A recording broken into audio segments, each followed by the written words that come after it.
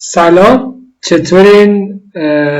چطورین دوستان؟ خوب هستین؟ امروز میخوام که با هم مراحل ران کردن یا مراحل که نگم بهتر بگم چطوری یک پروژه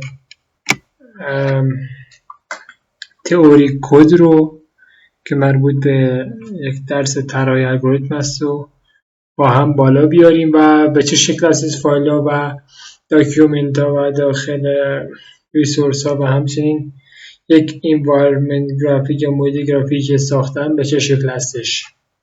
خیلی نمیخوام طولانی باشه ویدیو چون سرترجم یه چند دقیقه وقت میبره. اول اینکه تو فایل ردمی توضیح دادم که به چه شکل شما میتونین مراحل رو پی ببریم و از چه المان ها و از چه بلد ها و ران های از چه بلد ها و ران های استفاده کنید که پروژه رو ران کنید یا پروژه رو دیولوپ کنید روی سیستم. اما میخوام فایل به فایل پروژه رو بهتون نشون بدم که به چه صورت دیتای پروژه هستش که همینجا میبینید سمپل ای فاستا هست یا سمپل فاستا. این دو فایل های کمک کننده هستن که برای پروژه استفاده شدن که به چه صورت هستن. اینه که توی قسمت مین پروژه و ترمینال پروژه نشون خواهم داد که به چه صورت کار خواهد کرد. این از این داکیومنت پروژه هستش که یک محیط گرافیکی که از قبل دوستان گفته بودن رو من ایجاد کردم. دوستان منظورم تیه های دانشگاه بنده هستن که یک محیط گرافیکی برای پروژه ایران کنیم که همونطور که هستین ژنوم سیکونس آنالیز یا همون سیستم ژنتیکی آنالیز ژنی و ژنوم ژنتیکی یا نمیدونم هرچی هست انجام بده که المان های بتونه لانگ کامن سیکونس باشه، ادیت دیستنس باشه، تاپ داون و باتانش رو حساب کنه، آرجینالمنتش رو حساب کنه. بعد اینکه توی این برنامه چه کار رو انجام میدیم. من 9 تا کار رو انجام داده که این به صورتی هستش که من روی حالت گرافیکی و حالتی که با اصل HTML و با یک تمپلیت آماده HTML بوده که روی این کد C++ سوار کرده. ببخشید اول ویدیو نگفتم که چه ابزاری است. من از C++ implementation 17 استفاده کردم که بتونه این کدها رو ران کنه و یا از VS Code یا بیشتر خودم روی برنامه DFC++ استفاده میکنم ولی روی CS Code بیشتر کار میکنه و اینجا شما میتونید با فشار زدن ریپلای محاسبه بات آپن و LCS و فیلینگ رو ببینید که به چه صورت تمام این تقارن رو محاسبه میکنه که در یک ماتریکس A در A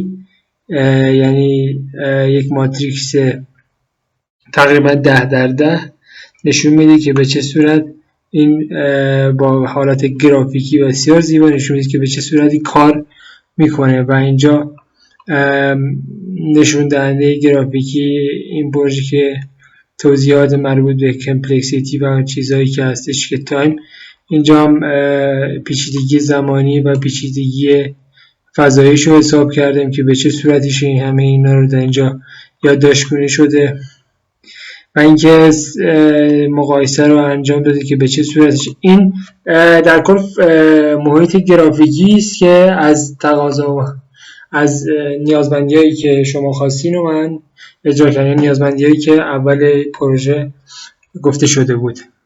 حالا برگردیم به محیط برنامه که میخوام تابع مینش رو اجرا کنم که به چه صورتش. البته بخشین اینجا اسپریینگ این کدای اسپریش هستش که به صورت دستی اینا بیفایدن هنوز فعلا، ولی اگه بخواید اون محیطی که خدمتتون عرض کردم بتونی اجرا کنی بین کدها و بتونه همه رو با هم مرج کنه این محیط به کار میاد و الا که بذار در کوزه آبشو بخوری. در حال وارد تابع مینش میشیم.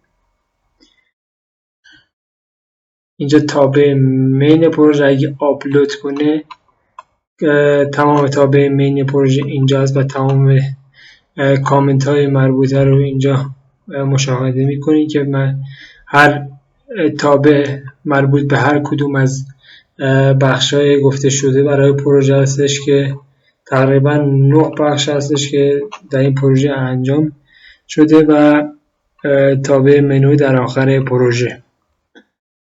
بالا میخوایم ران پروژه رو انجام بدیم که به چه صورتش هستش. اگه سیستم و لپتاپ یاری کنه، بله اینجا میبینیم که به صورت نمای تکست و حالا تا حدودی تکستی، گرافیک که نیست، من تکسته که نشون دادن که به چه صورتش هستش و در تمام 9 بخش رو انجام بده. که ما اگه برای مثال بخوایم مثلا